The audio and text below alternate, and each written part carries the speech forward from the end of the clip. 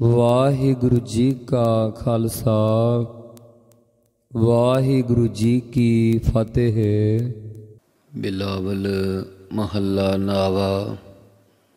ਜਾ ਕੇ ਭਜਨ ਰਾਮ ਕੋ ਨਾਹੀ।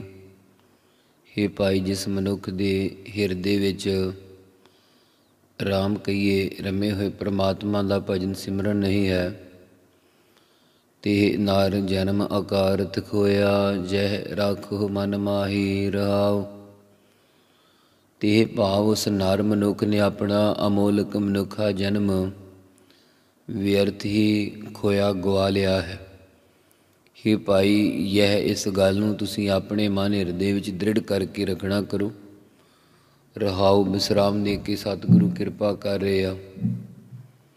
ਤੀਰਥ ਕਰੈ ਬ੍ਰਤ ਫੁਨ ਰਾਖੈ, ਨਹਿ ਮਨੁਆ ਬਸ ਜਾਕੋ। ਹੇ ਭਾਈ, ਜਿਸ ਮਨੁੱਖ ਦਾ ਮਨੁਆ ਮਨ ਆਪਣੇ ਵਸ ਅਧੀਨ ਨਹੀਂ ਹੈ, ਉਹ ਭਾਵੇਂ ਪਾਤਸ਼ਾਹ ਕਹਿੰਦੇ ਤੀਰਥਾਂ ਪਰ ਇਸ਼ਨਾਨ ਆਦਿ ਕਰ ਲਵੇ, ਪੁਨ੍ਹਾ ਵਰਤ ਨਿਯਮ ਆਦਿ ਵੀ ਰੱਖ ਲਵੇ। ਨੇਹ ਫਲ ਧਰਮ ਤਾਹਿ ਤੁਮ ਮਾਨਹੁ, ਸਾਚ ਕਹਿਤ ਮੈਂ ਯਾ ਕੋ। ਹੇ ਭਾਈ, ਉਸ ਦਾ ਧਰਮ ਪੁੰਨ ਦਾਨ ਆਦਿ ਤੁਸੀਂ ਨੇਹ ਫਲ ਵਿਅਰਥ ਹੀ ਮੰਨਣਾ ਕਰੋ।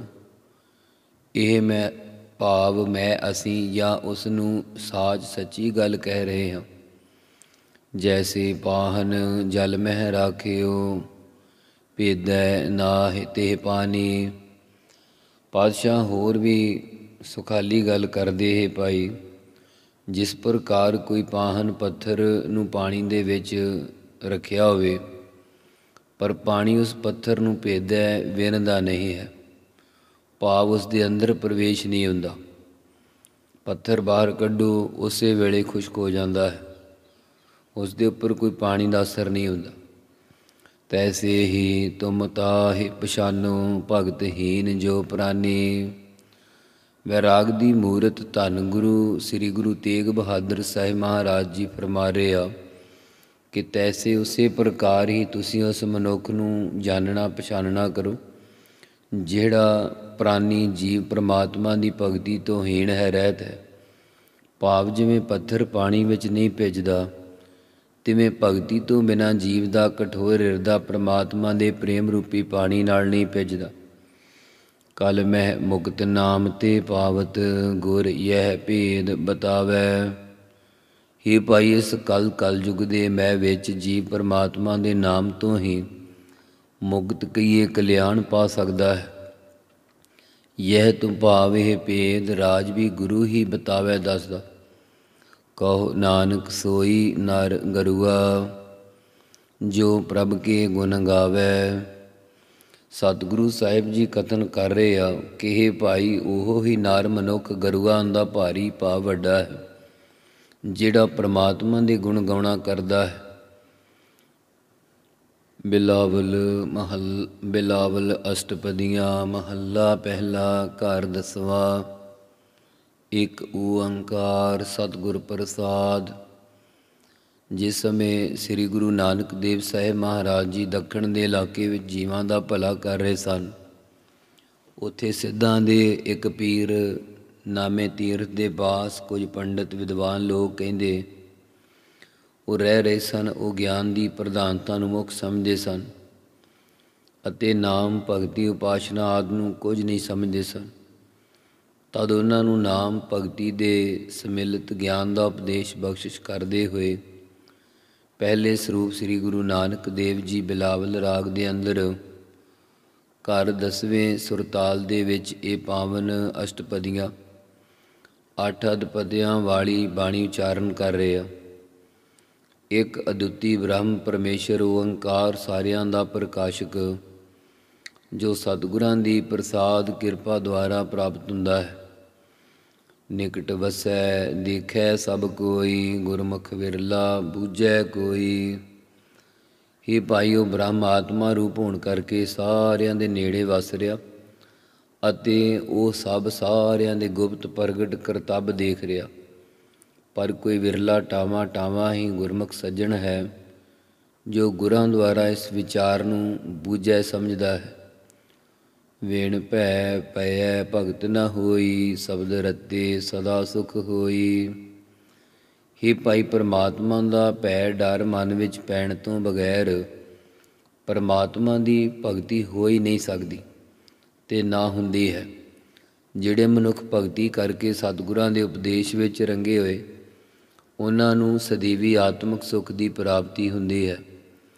ਐਸਾ ਗਿਆਨ ਪਦਾਰਥ ਨਾਮ, ਗੁਰਮੁਖ ਪਾਵਸ ਰਸ ਰਸ ਮਾਨ ਰਹਾਉ। ਹੀ ਭਾਈ ਐਸਾ ਅਜਿਹਾ ਆਤਮ ਸਰੂਪ ਦਾ ਗਿਆਨ ਨਾਮ ਰੂਪੀ ਪਦਾਰਥ ਦੇ ਕਰਕੇ ਹੀ ਪ੍ਰਾਪਤ ਹੁੰਦਾ।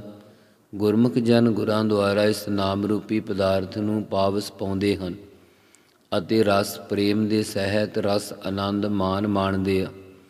ਵਾ ਗੁਰਮੁਖ ਜਨ ਰਾਮ ਨਾਮ ਰਸ ਵਿੱਚ ਰਸ ਕੀਏ ਤਦਾਕਾਰ ਹੋ ਕੇ ਲੋਕ ਪ੍ਰਲੋਕ ਵਿੱਚ ਮਾਨ ਆਦਰ ਪਾਉਂਦੇ ਆ।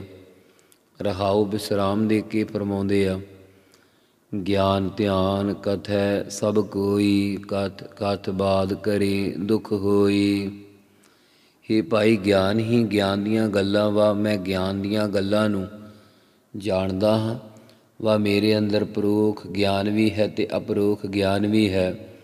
ਇਸ ਪ੍ਰਕਾਰ ਤਾਂ ਸਭ ਕੋਈ ਹੀ ਕਥੈ ਕਥਨ ਕਰੀ ਜਾਂਦਾ, ਫਿਰ ਕਥਨ ਕਰ ਕਰਕੇ ਹੋਰਨਾਂ ਨਾਲ ਬਾਦ ਝਗੜਾ ਕਰਦੇ, ਜਿਸ ਕਰਕੇ ਉਹਨਾਂ ਨੂੰ ਜੰਮਣ ਮਰਨ ਦਾ ਦੁੱਖ ਪ੍ਰਾਪਤ ਹੁੰਦਾ ਹੈ। ਕਥ ਕਹਿਣੈ ਤੇ ਰਹਿ ਨ ਕੋਈ, ਬਿਨ ਰਸ ਰਾਤੀ ਮੁਕਤ ਨ ਹੋਈ। ਕਥਨ ਵਾਲਾ ਹੋ ਕੇ ਝਗੜੇ ਵਾਲੀਆਂ ਕਥਾਵਾਂ ਕਹਿਣੇ ਭਾਵ ਕਹਿਣ ਤੋਂ ਵੀ ਵਿਦਵਾਨ ਪੰਡਿਤ ਨਹੀਂ ਰਹਿੰਦਾ। ਭਾਵ ਹੰਕਾਰ ਸਹਿਤ ਆਖਦੇ ਹਨ ਕਿ ਮੈਂ ਹੀ ਸਭ ਤੋਂ ਵਧੀਆ ਵਕਤਵ ਕਰਨ ਵਾਲਾ ਹਾਂ। ਵਾ ਹੰਕਾਰ ਦੇ ਸਹਿਤ ਕਥਾਵਾਂ ਦੇ ਕਹਿਣ ਨਾਲ ਕੋਈ ਜੰਮਣ ਮਰਨ ਤੋਂ ਰਹਿਤ ਨਹੀਂ ਹੋ ਸਕਦਾ। ਪਰਮਾਤਮਾ ਦੇ ਨਾਮ ਰਸ ਵਿੱਚ ਰੰਗੇ ਜਾਣ ਤੋਂ ਬਗੈਰ ਕਿਸੇ ਦੀ ਮੁਕਤ ਕਲਿਆਣ ਨਹੀਂ ਹੁੰਦੀ। ਗਿਆਨ ਧਿਆਨ ਸਭ ਗੁਰ ਤੇ ਹੋਈ, ਸਾਚੀ ਰਹਿਤ ਸਾਚਾ ਮਨ ਸੋਈ। ਹੀ ਭਾਈ ਨਿਰਗੁਣ ਸਰੂਪ ਦਾ ਗਿਆਨ ਤੇ ਸਰਗੁਣ ਸਰੂਪ ਦਾ ਧਿਆਨ ਸਾਰਾ ਗੁਰੂ ਤੋਂ ਹੀ ਪ੍ਰਾਪਤ ਸਫਲਾ ਹੁੰਦਾ। ਜਿਸ ਦੀ ਰਹਿਣੀ ਸੱਚੀ ਹੈ ਉਸ ਦਾ ਮਨ ਸੱਚਾ ਹੁੰਦਾ। ਵਾ ਉਸੇ ਦੇ ਮਨ ਵਿੱਚ ਸੱਚਾ ਪ੍ਰਭੂ ਸਾਖਸ਼ਾਤ ਹੁੰਦਾ। ਵਾ ਜਿਸ ਦਾ ਮਨ ਸੱਚਾ ਉਸੇ ਦੀ ਸੱਚੀ ਰਹਿਣੀ ਜਾਣਨਾ ਕਰੋ। ਮਨ ਮੁਖ ਕਥਨੀ ਹੈ ਪਰ ਰਹਿਤ ਨ ਹੋਈ, ਨਾਵੋ ਭੂਲੇ ਥਾਉ ਨ ਕੋਈ। ਹੇ ਭਾਈ ਮਨਮੁਖ ਮਨ ਦੇ ਮਗਰ ਲੱਗਣ ਵਾਲੇ ਪੁਰਖਾਂ ਦੀ ਕੇਵਲ ਕਹਿਣੀ ਹੀ ਹੁੰਦੀ ਆ, ਪਰੰਤੂ ਰਹਿਣੀ ਕੋਈ ਨਹੀਂ ਹੁੰਦੀ। ਭਾਵ ਰਹਿਤ ਕੋਈ ਨਹੀਂ ਰੱਖਦੇ। ਉਹ ਮਨੁੱਖ ਪੁਰਖ ਪਰਮਾਤਮਾ ਦੇ ਨਾਵੋ ਨਾਮ ਤੋਂ ਭੁੱਲੇ ਹੋਏ, ਉਹਨਾਂ ਨੂੰ ਲੋਕ ਪਰਲੋਕ ਵਿੱਚ ਸੁੱਖ ਦਾ ਕੋਈ ਥਾਂ ਪ੍ਰਾਪਤ ਨਹੀਂ ਹੁੰਦਾ। ਵਾ ਤੁਰਿਆ ਪਦ ਸਰੂਪ ਸੱਚਖੰਡ ਰੂਪੀ ਕੋਈ ਥਾਂ ਪ੍ਰਾਪਤ ਨਹੀਂ ਹੁੰਦਾ। ਮਨ ਮਾਇਆ ਬੰਦਿਓ ਸਰ ਜਾਲ, ਘਟ ਘਟ ਵਿਆਪ ਰਹਿਓ ਬਿਖ ਨਾਲ। ਹੇ ਭਾਈ ਜਾਲ ਜਾਲੇ ਦੇ ਸਰ ਸਦਰਸ਼ ਮਨਮੁੱਖਾਂ ਦਾ ਮਨ ਮਾਇਆ ਦੇ ਮੋਹ ਵਿੱਚ ਬੱਝਾ ਹੋਇਆ ਹੈ। ਵਾ ਸੰਸਾਰ ਰੂਪੀ ਸਰ ਸਰੋਵਰ ਵਿੱਚ ਮਾਇਆ ਰੂਪੀ ਸ਼ਿਕਾਰੀ ਨੇ ਮੋਹ ਰੂਪ ਜਾਲ ਪਾ ਕੇ ਮਨ ਰੂਪੀ ਮੱਛ ਨੂੰ ਬੰਨ੍ਹਣਾ ਕੀਤਾ ਹੈ। ਘਟ ਘਟ ਕੀਏ ਹਿਰਦਾ ਹਿਰਦਾ ਭਾਵ ਜੀਵਾਂ ਦਾ ਹਿਰਦਾ ਬਿਖ ਵਿਸ਼ਿਆਂ ਦੇ ਨਾਲ ਹੀ ਵਿਆਪ ਲੱਗ ਰਿਹਾ। ਵਾ ਪਰਮਾਤਮਾ ਸਭ ਘਟਾਂ ਘਟਾਂ ਵਿੱਚ ਵਿਆਪਕ ਹੋ ਰਿਹਾ, ਪਰ ਜੀਵ ਉਸ ਨੂੰ ਭੁਲਾ ਕੇ ਵਿਸ਼ਿਆਂ ਦੇ ਨਾਲ ਪਰਚ ਰਿਹਾ। ਜੋ ਆਂਜੈ ਸੋ ਦੀਸੈ ਕਾਲ, ਕਾਰਜ ਸਿੱਧੋ ਹਿਰਦੈ ਸੰਭਾਲ। ਹੇ ਭਾਈ ਜੋ ਵੀ ਸੰਸਾਰ ਵਿੱਚ ਆਂਜੈ ਹੁੰਦਾ ਆਇਆ, ਉਹ ਕਾਲ ਮੌਤ ਦੇ ਅਧੀਨ ਹੀ ਦਿਸਦਾ। ਵਾ ਜੋ ਕੁਝ ਆਂਜੈ ਅੱਜ ਦਿਸ ਰਿਹਾ, ਉਹ ਕਾਲ ਕੱਲ੍ਹ ਨੂੰ ਨਹੀਂ ਦਿਸੇਗਾ। ਭਲਾ ਦਿਸੇਗਾ ਨਹੀਂ ਦਿਸੇਗਾ। ਖਿਨ ਖਿਨ ਕਾਲ ਵਿੱਚ ਸਭ ਬਦਲਦਾ ਜਾਂਦਾ। ਵਾ ਜੋ ਮਨੁੱਖ ਆਪਣੇ ਮਨ ਬੁੱਧ ਰੂਪੀ ਨੇਤਰਾਂ ਵਿੱਚ ਜੁਗਤੀਆਂ ਦੀਆਂ ਸਲਾਈਆਂ ਨਾਲ ਗਿਆਨ ਰੂਪੀ ਸੁਰਮਾ ਪਾਉਂਦਾ ਹੈ, ਉਹ ਨਿਸ਼ਚਾ ਕਰਦਾ ਹੈ ਕਿ ਸਭ ਕਾਲ ਦਾ ਪਸਾਰਾ ਦਿਸ ਰਿਹਾ। ਹੇ ਭਾਈ ਮੁਕਤੀ ਰੂਪੀ ਕਾਰਜ ਕੰਮ ਤਦੋਂ ਹੀ ਸਿੱਧੋ ਪੂਰਾ ਸਫਲ ਹੋਵੇਗਾ ਜਦੋਂ ਹਿਰਦੇ ਵਿੱਚ ਪ੍ਰਭੂ ਨੂੰ ਸੰਭਾਲ ਯਾਦ ਕਰੋਗੇ। ਸੋ ਗਿਆਨੀ ਜਿਨ ਸ਼ਬਦ ਲਿਵ ਲਾਈ, ਮਨ ਮੁਖ ਹਉਮੈ ਪਤ ਗਵਾਈ। ਹੇ ਭਾਈ ਸਾਡੇ ਅਨੁਸਾਰ ਉਹ ਹੀ ਅਸਲ ਗਿਆਨਵਾਨ ਹੈ ਜਿਸ ਨੇ ਸਤਿਗੁਰਾਂ ਦੇ ਸ਼ਬਦ ਉਪਦੇਸ਼ ਵਾ ਸ਼ਬਦ ਬ੍ਰਹਮ ਦੇ ਵਿੱਚ ਲਿਵ ਬਿਰਤੀ ਪ੍ਰੀਤੀ ਲਾਉਣਾ ਕੀਤੀ ਹੈ। ਪਰ ਮਨਮੁਖ ਮਨ ਦੇ ਮਗਰ ਲੱਗਣ ਵਾਲੇ ਪੁਰਖਾਂ ਨੇ ਹੰਗਤਾ ਮਮਤਾ ਵਿੱਚ ਲੱਗ ਕੇ ਆਪਣੀ ਪਦ ਇੱਜ਼ਤ ਹੀ ਗਵਾ ਲਈ ਹੈ। ਆਪੇ ਕਰਤੈ ਭਗਤ ਕਰਾਈ, ਗੁਰਮੁਖ ਆਪੇ ਦੇ ਵਡਿਆਈ। हे ਭਾਈ, ਕਰਤੈ ਕਰਤਾ ਪੁਰਖ ਨੇ ਆਪ ਹੀ ਗੁਰੂ ਰੂਪ ਧਾਰ ਕੇ ਜਿਨ੍ਹਾਂ ਤੋਂ ਆਪਣੀ ਭਗਤੀ ਬੰਦਗੀ ਕਰਵਾਉਣਾ ਕੀਤੀ ਹੈ, ਉਹਨਾਂ ਗੁਰਮੁਖ ਜਨਾਂ ਨੂੰ ਆਪ ਹੀ ਆਪਣੇ ਸਰੂਪ ਵਿੱਚ ਅਭੇਦਤਾ ਦੀ ਵਡਿਆਈ ਸ਼ੋਭਾ ਦੇਣਾ ਕੀਤੀ ਹੈ। ਰੈਣ ਅੰਧਾਰੀ ਨਿਰਮਲ ਜੋਤ, ਨਾਮ ਬਿਨਾ ਝੂਠੇ ਕੁਚਲ ਕਸ਼ੋਤ। हे ਭਾਈ, ਜੀਵਾਂ ਦੀ ਅਵਸਥਾ ਰੂਪੀ ਰਾਤ ਅਵਿਦਿਆ ਪਾਪਾਂ ਕਰਕੇ ਹਨੇਰੀ ਹੋ ਰਹੀ, ਕਾਲੀ ਹੋ ਰਹੀ, ਪਰ ਇਹਨਾਂ ਦੇ ਅੰਦਰ ਪਰਮਾਤਮਾ ਦੀ ਨਿਰਮਲ ਉਜਲ ਜੋਤ ਜਿਹੜੀ ਜੋਤੀ ਉਹ ਪ੍ਰਕਾਸ਼ ਰਹੀ। ਭਾਵ ਸਮਾਨ ਚੇਤਨ ਅਗਿਆਨ ਦਾ ਵਿਰੋਧੀ ਨਹੀਂ, ਬਲਕਿ ਅਗਿਆਨ ਦਾ ਵੀ ਪ੍ਰਕਾਸ਼ਕ ਹੈ। ਵਹ ਅਵਸਥਾ ਰੂਪੀ ਰਾਤ ਤਾਂ ਹਨੇਰੀ ਹੈ, ਪਰ ਜੇਕਰ ਇਸ ਦੇ ਅੰਦਰ ਵਿਰਾਗ ਰੂਪੀ ਚੰਦਰਮਾ ਜਾਂ ਗਿਆਨ ਰੂਪੀ ਸੂਰਜ ਜਾਂ ਸਤਿਗੁਰਾਂ ਦਾ ਸ਼ਬਦ ਰੂਪੀ ਦੀਵਾ ਜਗਾ ਲਈਏ ਤਾਂ ਉਜਲ ਜੋਤੀ ਸਰੂਪ ਦੀ ਪ੍ਰਾਪਤੀ ਹੋ ਜਾਂਦੀ ਹੈ। ਪਰਮਾਤਮਾ ਦੇ ਨਾਮ ਜਪੇ ਤੋਂ ਬਗੈਰ ਜੀਵ ਬਾਣੀ ਕਰਕੇ ਝੂਠੇ, ਤਨ ਕਰਕੇ ਕੁਚਲ ਹੁੰਦਾ ਅਪਵਿੱਤਰ, ਅਤੇ ਬੁੱਧੀ ਕਰਕੇ ਕਸ਼ੋਤ ਹੁੰਦਾ ਨਾ ਛੂਹਣ ਯੋਗ ਹਨ। ਵਾ ਉਹਨਾਂ ਦੀ ਬੁੱਧੀ ਰੂਪੀ ਕਸ਼ੋਤ, ਸ਼ੋਤ ਭਾਵ ਧਰਤੀ ਕਾ ਨਾਮ ਕੁਚੀਲ ਹੈ। ਵੇਦ ਪੁਕਾਰੈ ਭਗਤ ਸਰੋਤ, ਸੁਣ ਸੁਣ ਮਾਨੈ ਵੇਖੈ ਜੋਤ। हे ਭਾਈ, ਚਾਰੇ ਵੇਦ ਵੀ ਇਹ ਪੁਕਾਰਦੇ ਹਨ ਕਿ ਪ੍ਰਭੂ ਦੀ ਭਗਤੀ ਸਰਵਣਾ ਭਗਤੀ ਕਰੋ, ਵਾ ਭਗਤੀ ਦਾ ਉਪਦੇਸ਼ ਸਰਵਣ ਕਰੋ। ਵਾ ਤੂੰ ਵੇਦਾਂ ਦੇ ਪੁਕਾਰਨ ਵਿੱਚ ਹੀ ਲੱਗਾ ਹੋਇਆ ਪਰਮਾਤਮਾ ਦੀ ਭਗਤੀ ਦਾ ਉਪਦੇਸ਼ ਵੀ ਸੁਣਿਆ ਕਰ। ਜੋ ਸ਼ਰਧਾ ਅਤੇ ਭਰੋਸੇ ਰੂਪੀ ਕੰਨਾਂ ਨਾਲ ਪਰਮਾਤਮਾ ਦੀ ਭਗਤੀ ਨਾਮ ਨੂੰ ਗੁਰਾਂ ਦੁਆਰਾ ਸੁਣ ਸੁਣ ਕੇ ਮੰਨਦੇ ਆ, ਉਹ ਜੋਤੀ ਸਰੂਪ ਨੂੰ ਅੰਦਰ ਹੀ ਦੇਖ ਲੈਂਦੇ।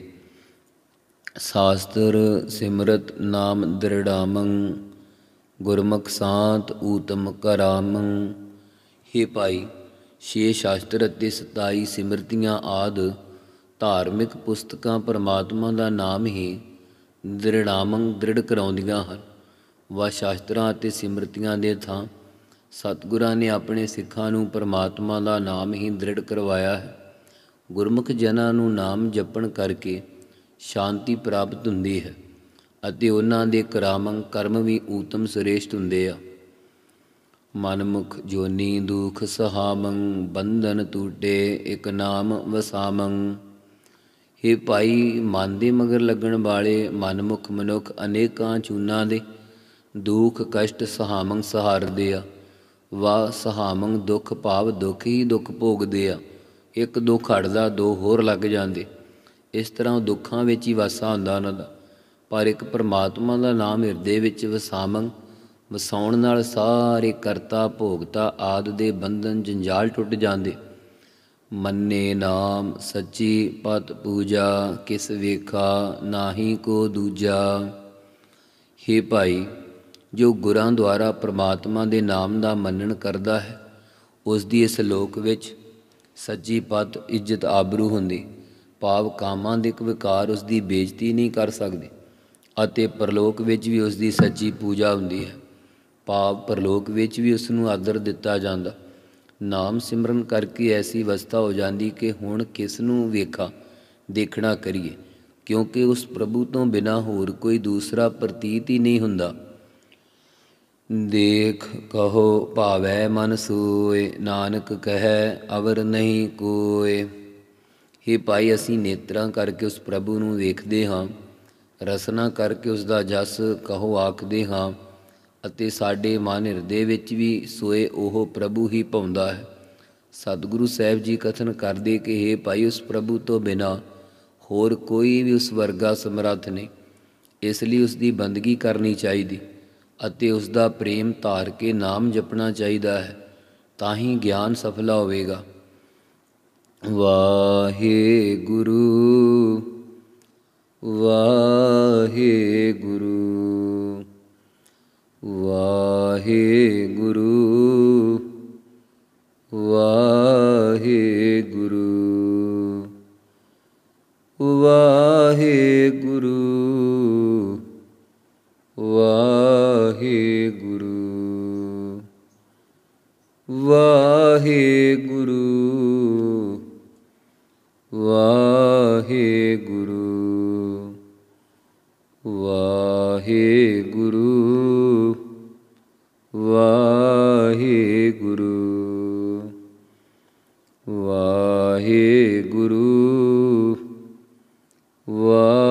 ਵਾਹਿਗੁਰੂ ਵਾਹਿਗੁਰੂ ਵਾਹਿਗੁਰੂ। ਵਾਹਿਗੁਰੂ ਜੀ ਕਾ ਖਾਲਸਾ ਵਾਹਿਗੁਰੂ ਜੀ ਕੀ ਫਤਿਹ।